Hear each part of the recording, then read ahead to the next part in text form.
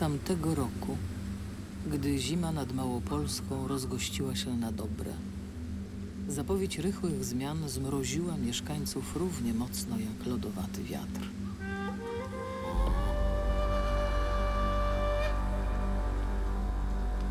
Nieopodal Wadowic, na 26 kilometrze rzeki Skawy, ruszyła budowa zapory, która spowoduje, że obszar ponad 1000 hektarów, w tym także ogromne połacie lasów, zniknie pod 160 milionami metrów sześciennych wody.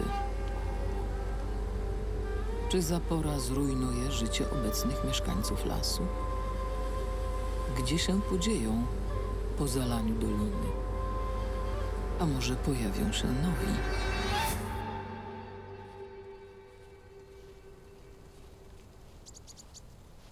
Anna żyła tu od zawsze i nigdy nie zamierzała tego miejsca opuszczać. Jej życie toczyło się równie spokojnie jak nurt rzeki Skawy.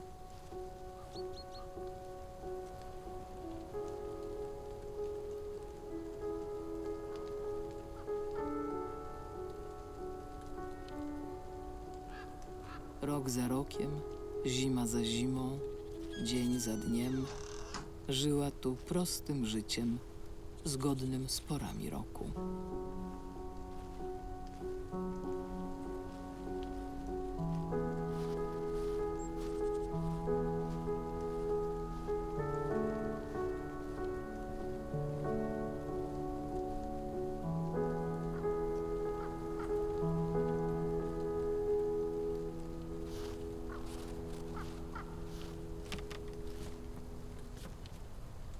Zapas drewna na zimę z trudem wystarczał Annie do wiosny.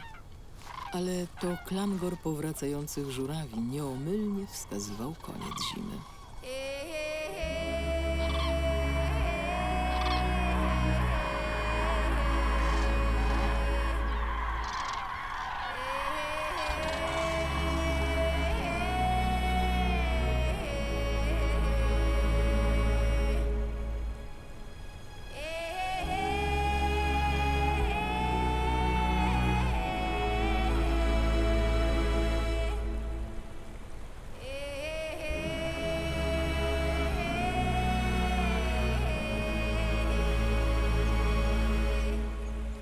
Lubiła ten czas.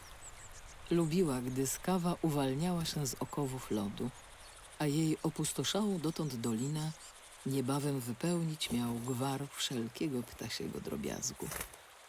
Choć bywało, że ptaki przylatywały, a zima wciąż nie dawała za wygraną.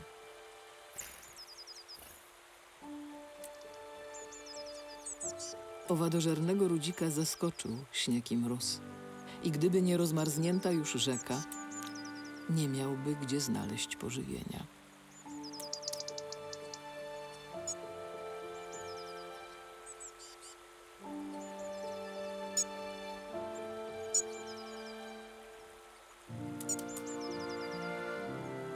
Mimo surowych czasami warunków, Anna nie wyobrażała sobie innego życia w innym miejscu, bez otaczającej ją przyrody i tak dobrze znanego jej krajobrazu.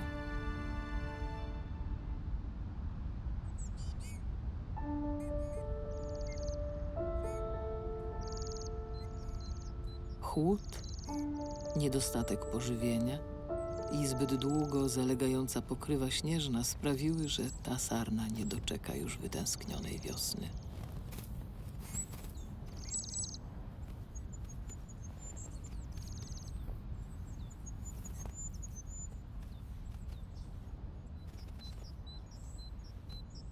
Anna wiodła tu proste życie, zgodne z rytmem natury, z dala od wielkomiejskiego zgiełku, hydrologicznych ekspertyz i decyzji wywłaszczeniowych. To było jej miejsce na ziemi, własne i najpiękniejsze.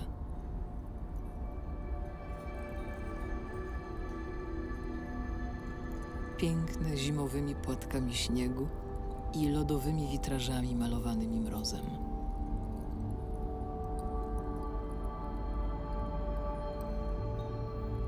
Piękne mgłą z nad rzeki uwięzioną w kryształkach szronu i szadzi okrywającej całą dolinę. Piękne diamentowymi skrami i przemijaniem w całej swej kruchej ulotności.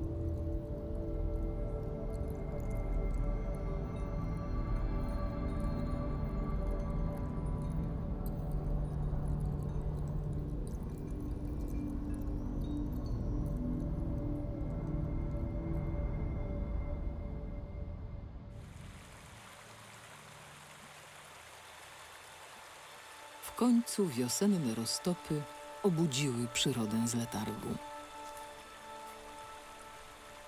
Ubiegłoroczne rośliny ustąpiły miejsca nowym. Rozkwitły krzewy tarniny i dzikie czereśnie.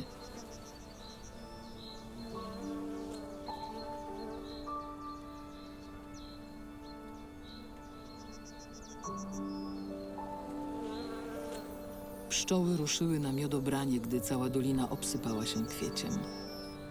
Powietrze raz po raz wypełniał śmiech dzięcioła zielonosiwego.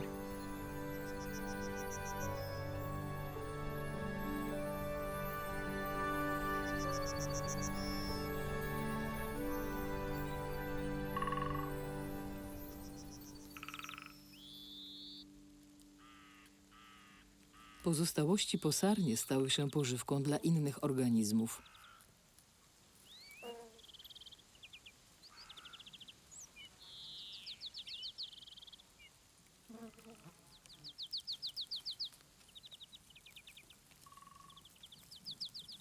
Padlinówka pospolita to jedna z najładniej ubarwionych muchówek.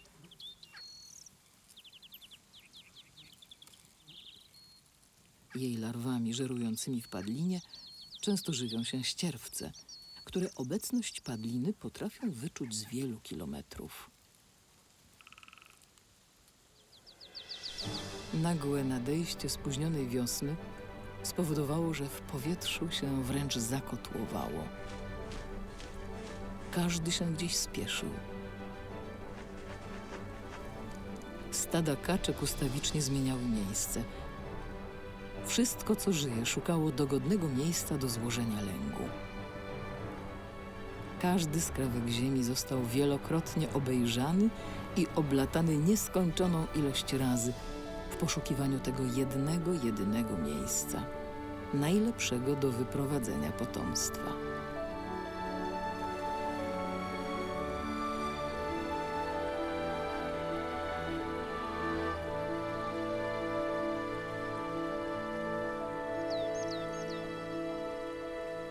Sieweczka rzeczna, pliszka siwa i brodziec piskliwy to typowi mieszkańcy dolin rzecznych, takich jak ta.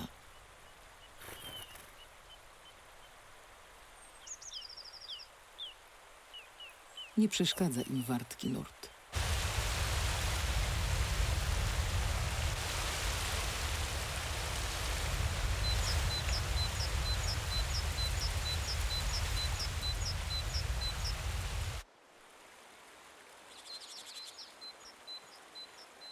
Para nurogęsi, rzadkich gości w tych stronach, doczekała się już młodych.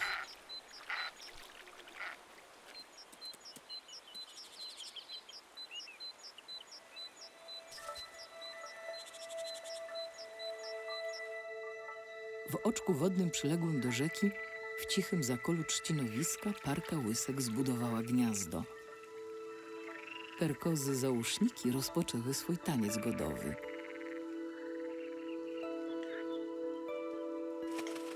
Czapla siwa chętnie zjadłaby na przekąskę żabę moczarową.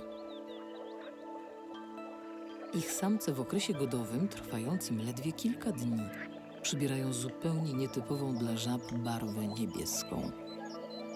Każdy z nich usiłuje olśnić przyszłą partnerkę swym niepowtarzalnym kolorem, mimo że wszyscy zalotnicy wyglądają tak samo.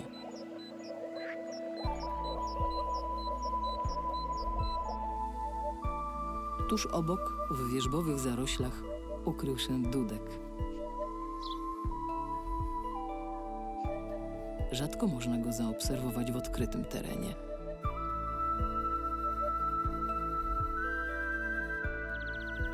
Kogut bażanta też liczy na pozostanie niezauważonym, choć nie zawsze mu się to udaje.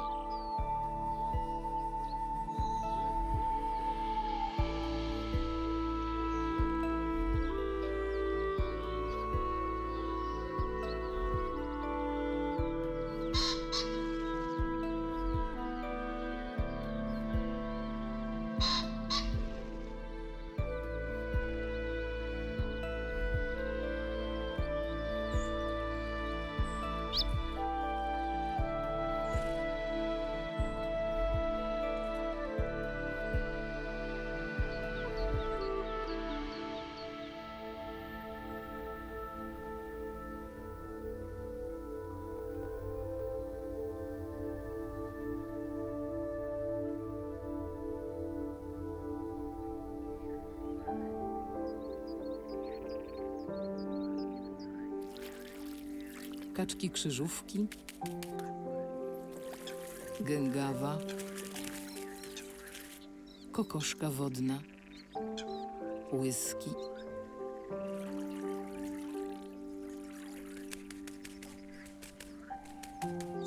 i krakwy, a nawet kormoran znalazły tu swoją bezpieczną ostoję.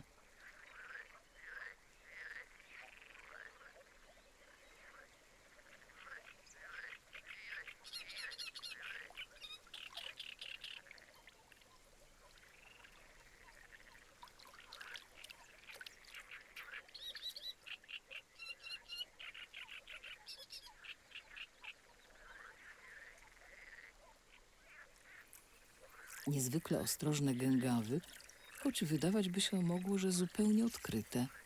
Tu, na środku grząskiego rozlewiska, są niedostępne dla lądowych drapieżników.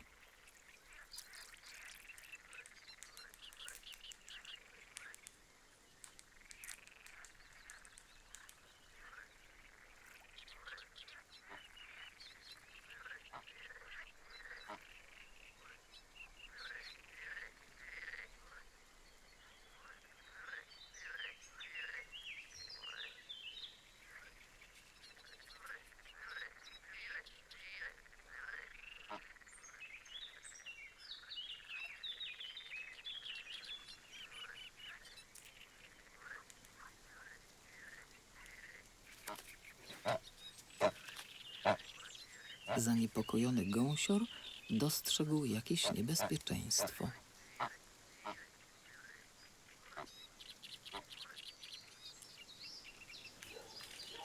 Na szczęście tym razem był to fałszywy alarm.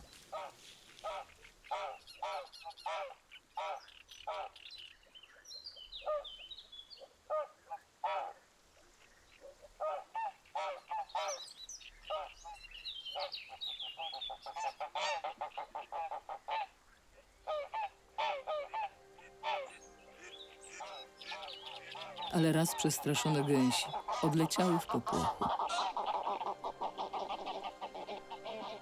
Ukryty w trzcinach bąk zamarł w bezruchu. Wprawne oko czapli dostrzegło szczura piżmowego. W cichym zakolu dogodne żerowisko znalazły czaple białe i siwe.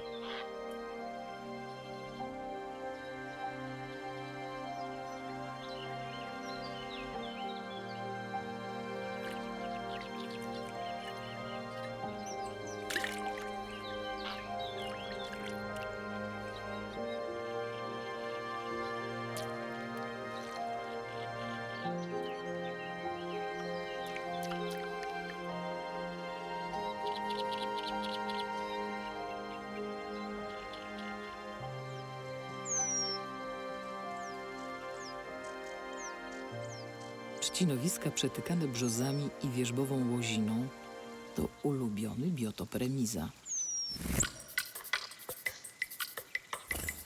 On też musi spieszyć się z budową kolebki dla swoich pociech. tym pośpiechu łatwo o przeoczenie zbliżającego się niebezpieczeństwa.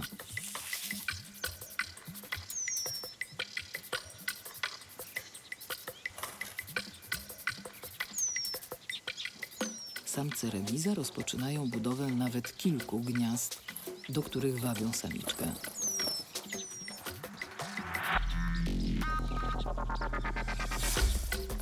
Gdy jedno z nich zostanie zaakceptowane przez wybrankę, prace wykończeniowe wykonują już oba ptaki, uwijając się jak w ukropie.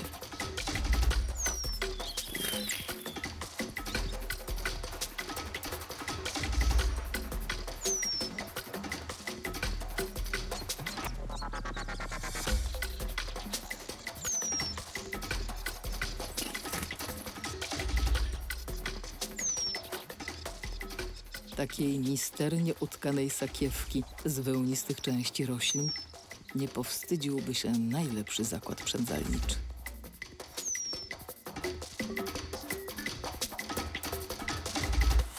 Tym razem się udało. Łasica musiała zadowolić się nornikiem.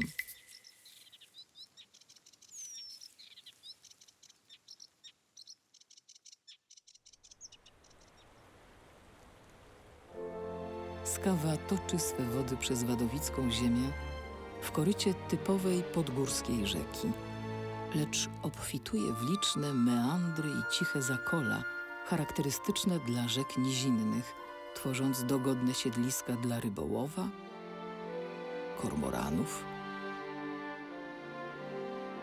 a nawet bobrów.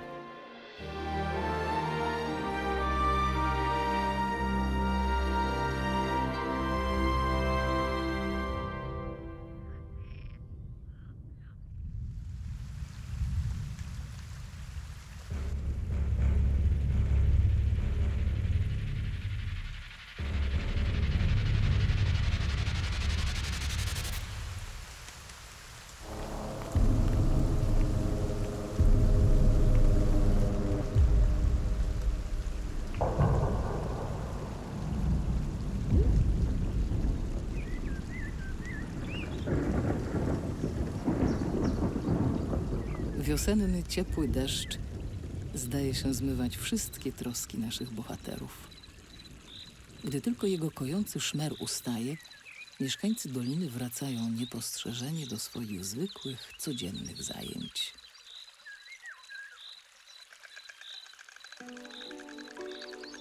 Radosny śpiew rudzika znów rozbrzmiewa pośród listowia.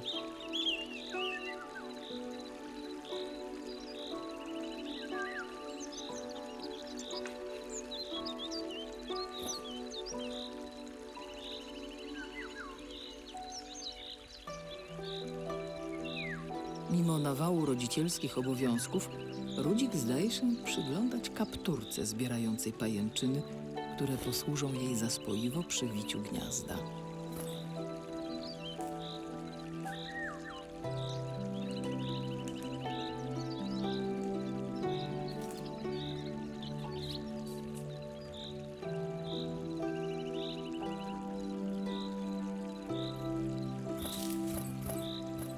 Sójka w kąpieli także nie ujdzie jego uwadze.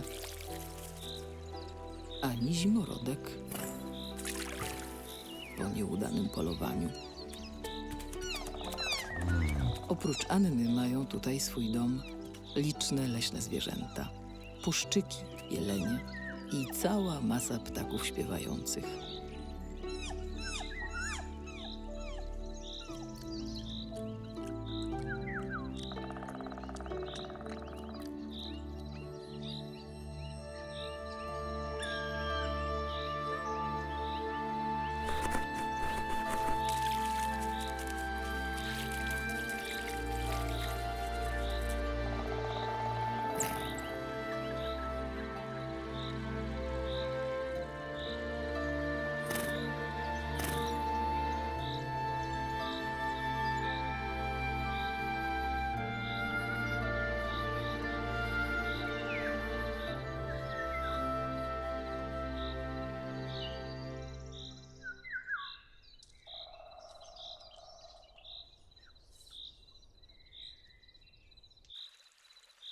Po udanej inspekcji rewiru pora wracać do obowiązków.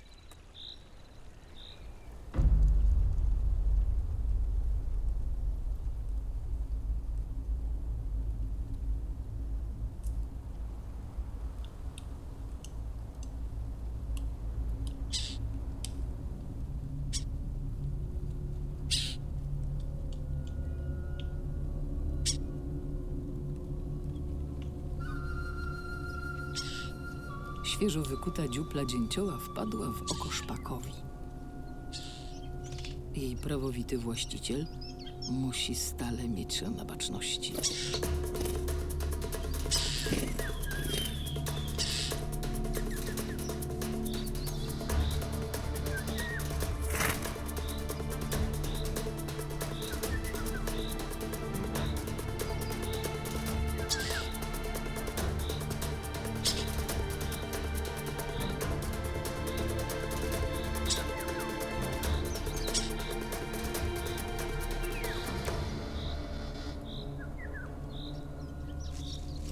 Podczas gdy samiec broni swego terytorium przed nieproszonym gościem, samica, ufna w zdecydowaną postawę partnera, spokojnie żeruje w koronie drzewa.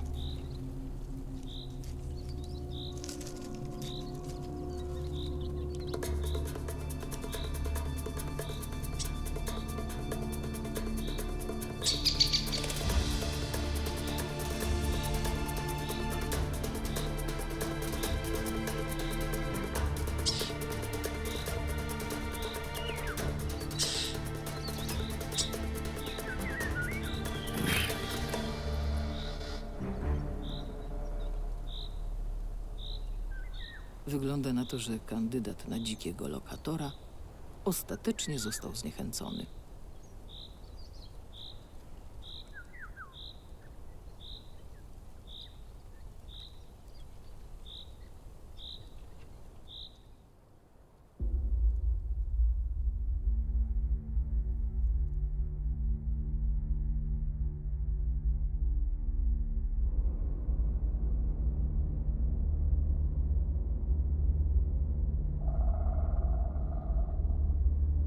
W tamtym czasie, aczkolwiek setki tysięcy kilometrów stąd, miało miejsce jedno z większych zaćmień Słońca.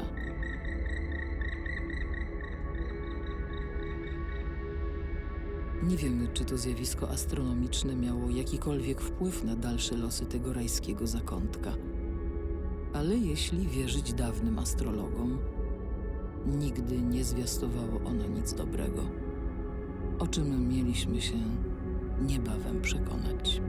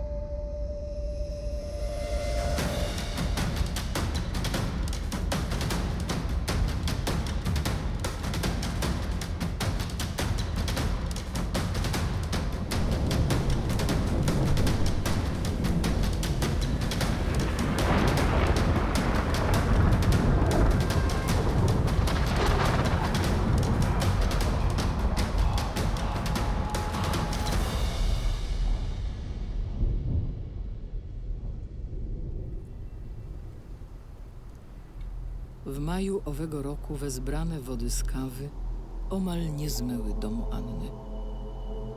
Nagle ta oaza spokoju przestała nią być. Żywioł zamienił cicho szemrzącą rzekę w bezgłośną, niszczycielską potęgę.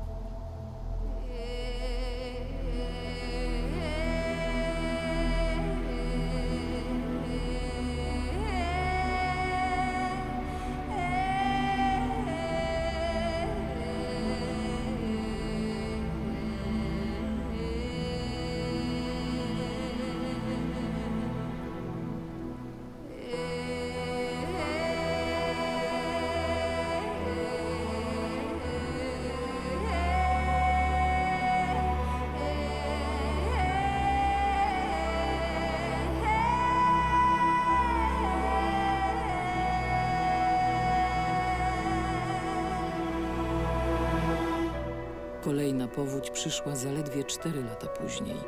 Woda zabrała ze sobą wiele zwierząt. Podtopiła ogromne obszary w całym dorzeczu i przyniosła niezliczoną ilość ludzkich odpadów.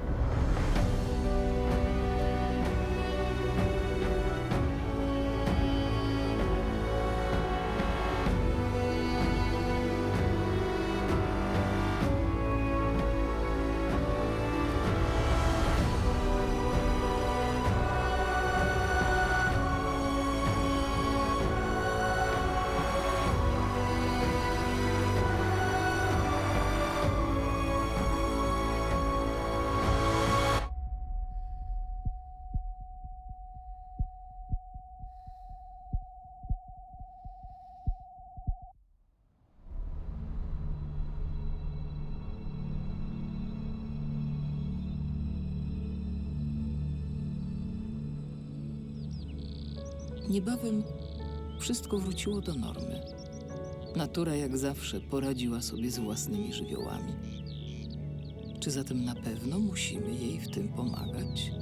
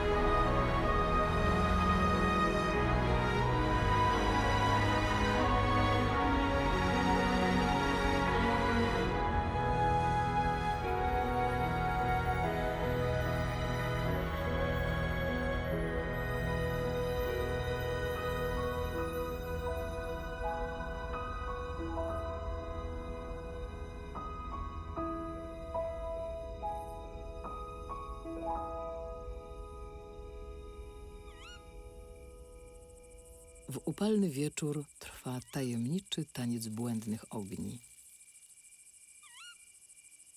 To świetliki wabią w ten sposób swoje partnerki.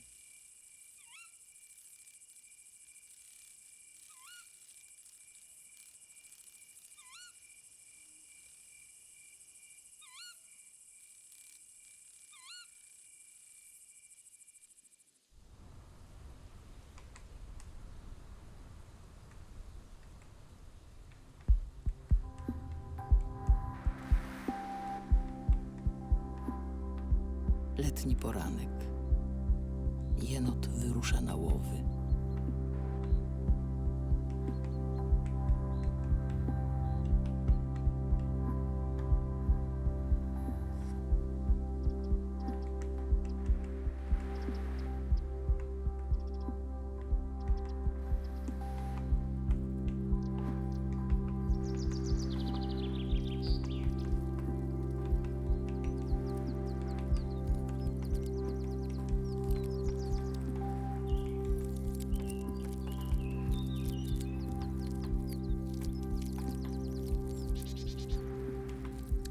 Ślimak winniczek z mozołem wspina się na wielki konar, wywołując tym zaniepokojenie modraszki.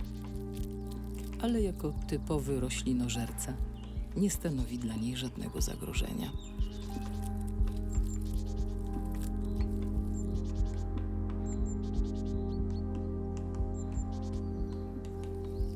Jak większość brzuchonogów, żyje na dnie lasu, a jego całe niemal ciało stanowi silnie umięśniona noga.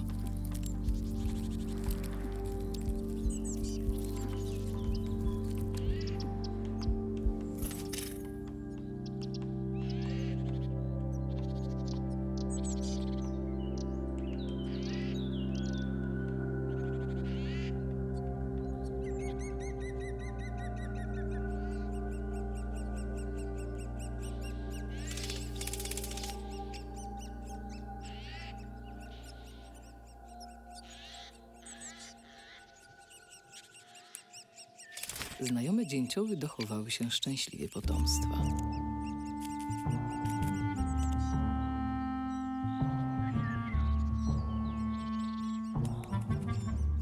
Bogatki znów zbierają materiał na gniazdo.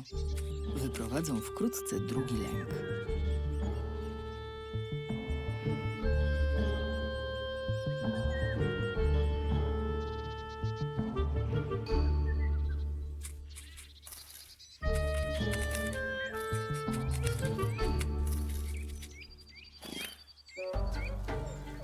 Młode jenoty po raz pierwszy wyszły z rodzinnej nory.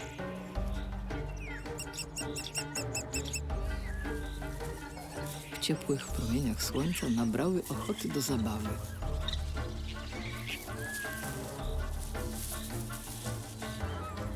Wiewiórkom też się udziela ich radosny nastrój.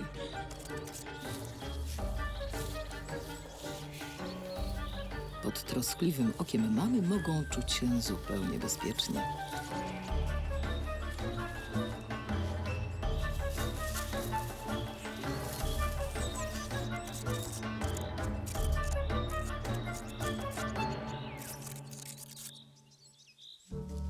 Jenot pochodzący z Azji uznawany jest w Polsce za gatunek inwazyjny.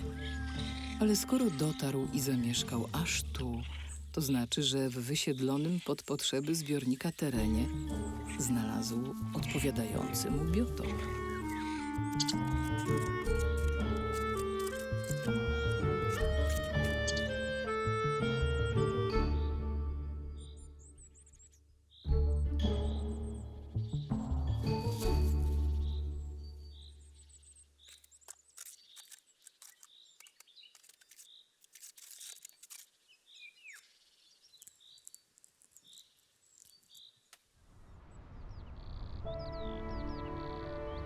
Tama i zbiornik mucharski zatrzymają tutaj nurt skawy. Jak ta przyroda i ludzie przetrwają spiętrzenie wód przez zaporę.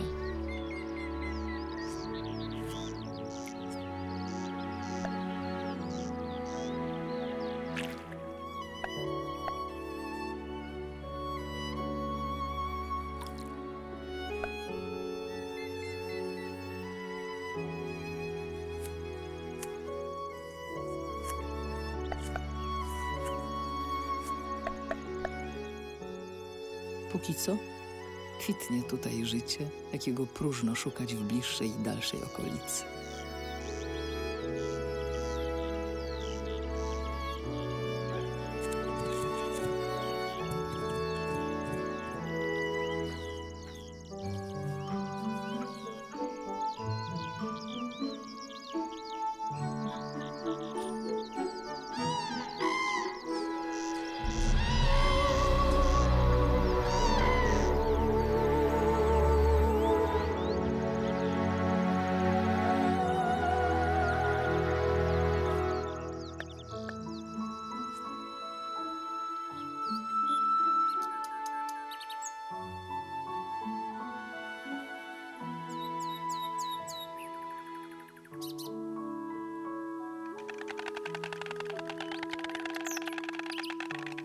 Czy nadal będzie tu słychać śpiew słowika i klekot bocianów?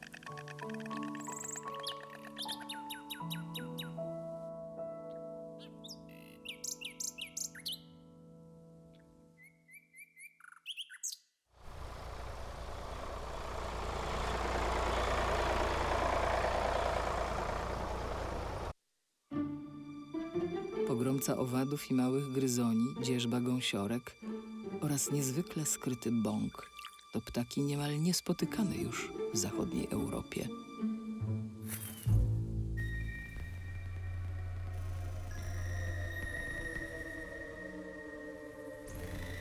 Podobnie unikalne gatunki żyją na nadrzecznych łąkach.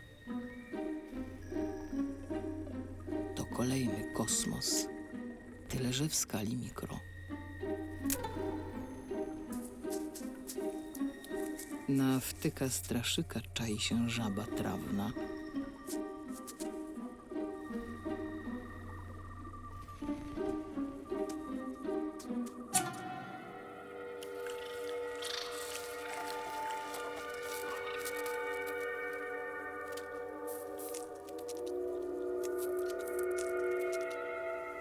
Sielskie życie zdają się wieść tylko motyle. Czerwończyk nieparek, polowce szachownice i latolistek cytrynek. Jaszczurka padalec interesuje się niedawnym agresorem.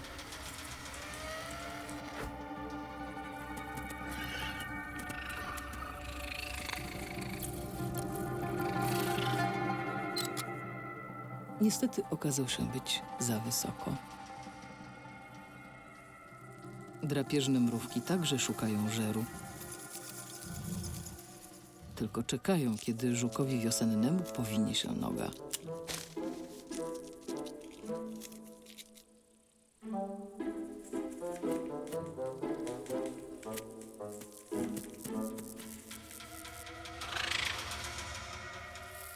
Tym razem chyba żukowi się upiekło.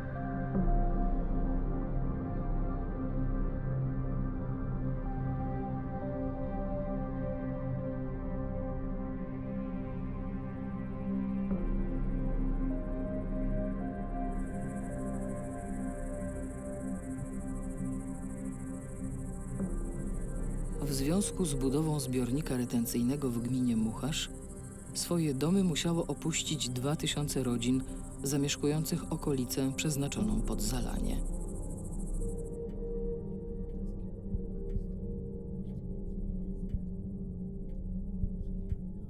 Anna jest ostatnią osobą do wysiedlenia, od 30 lat żyjącą na walizkach.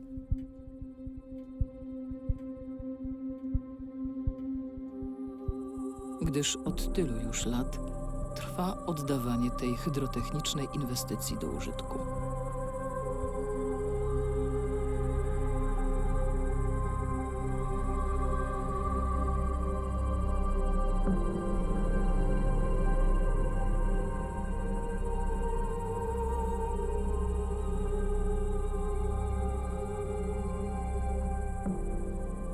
Ostatnio ukończenie i napełnienie zbiornika znów zostało odłożone. Natura, jak wiadomo, nie znosi próżni.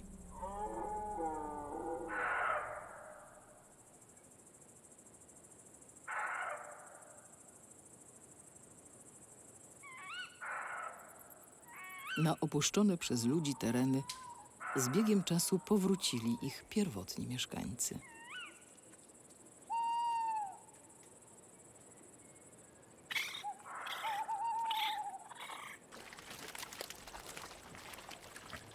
Ich życie znów zaczęło toczyć się swoim nurtem.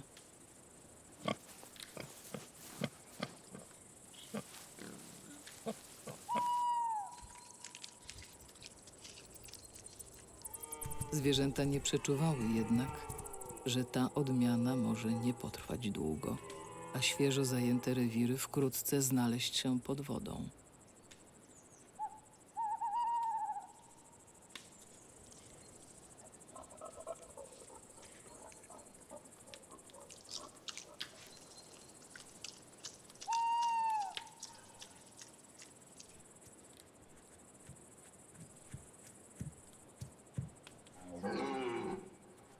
Rykowiska jeleni znów można było słuchać całymi nocami.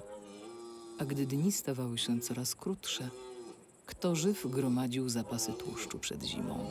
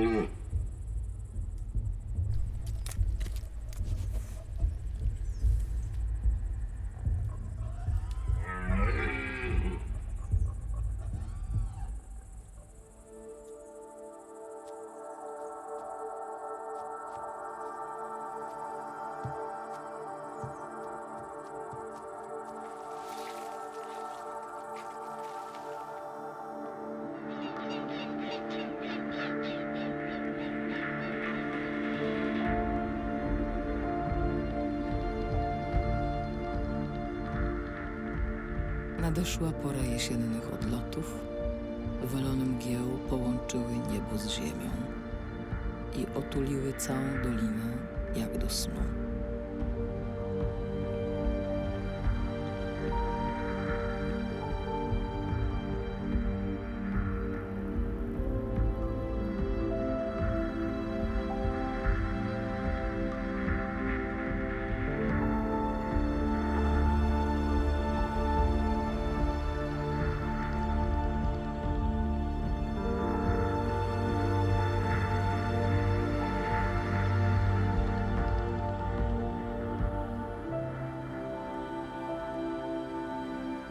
Niepostrzeżenie nadchodziła jesień.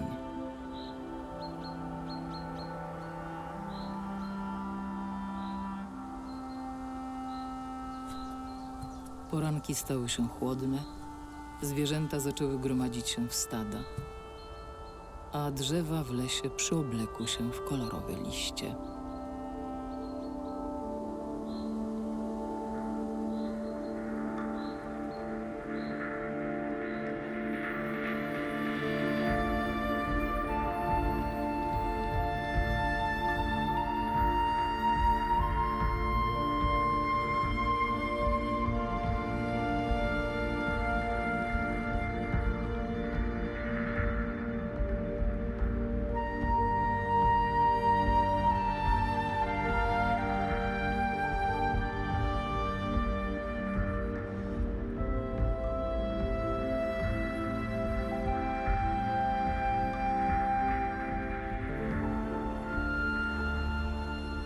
Za oknem znajomy ptasi gwar, ale Anna straciła już nadzieję, że może wszystko zostanie jak dawniej.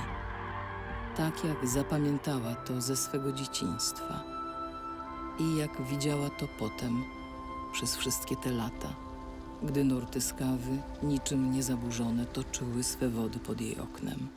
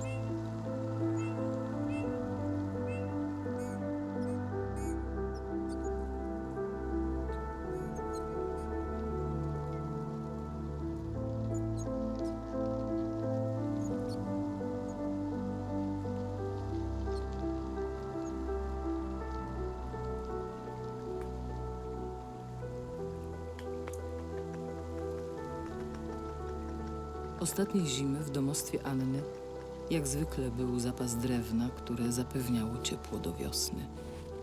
Jednak widmo wyjazdów nieznane, niepewność jutra i rozstanie z życiem nad rzeką, jedynym życiem, jakie znała, powodowały, że w serce Anny zakradł się chłód.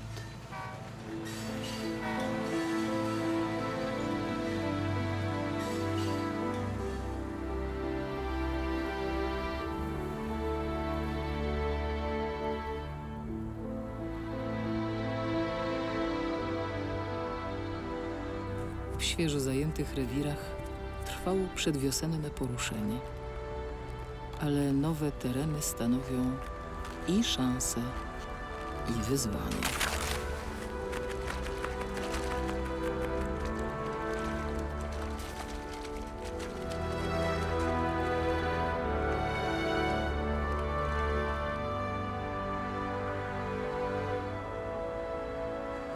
Wyzwanie, któremu czasami sprostać nie sposób.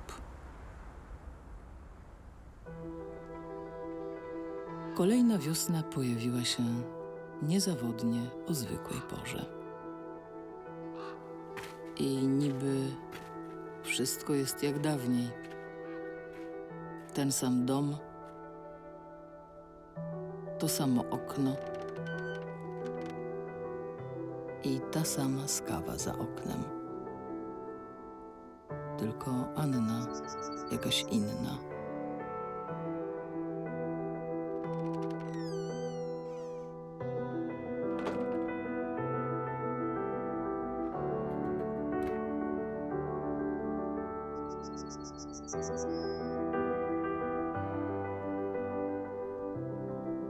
Zabiera co najcenniejsze i chcąc nie chcąc rusza w nieznane, niesiona nurtem życia.